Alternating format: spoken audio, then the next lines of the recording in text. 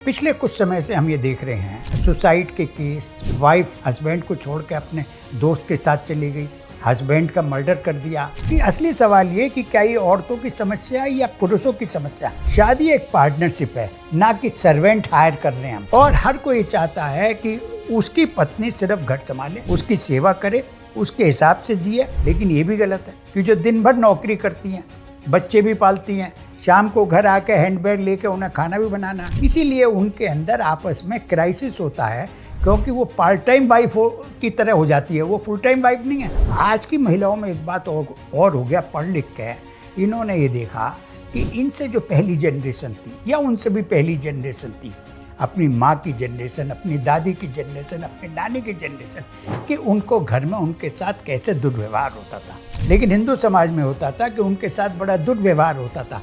घर में सबसे जो खाना बाद में बचा, बासी खाना उन्होंने खा लिया, कुछ कपड़े उन्हें पहनने को मिले। लेकिन नहीं, आज की जनरेशन तो अपने तरीके से जीना चाहती है। तो ये हमें कहीं आपस में एडजस्टमेंट करना पड़ेगा, वरना इस सोसाइटी से जब ये आपस में मैरिजेस टूट रही हैं या मैरिजेस टूटेंगी ज़्यादा है, तो उसके अंदर जो बच्चों पर क्या असर होगा। लेकिन आज की डेट में हमें विचार करना चाहिए कि सारे भौतिक सुविधाओं के साथ हम अपनी गृहस्थी को कैसे पालें, कैसे स्मूथली चलाएं। लेकिन नहीं, ऐसी बात नहीं। रूस के भी एक साहब ने मुझे बतला कि रूस की जो महिलाएं हैं वो अपने पति के लिए बड़ी बड़ी वफादार होती हैं। तो आप इस पर अपनी राय कमेंट में आके दीजिए।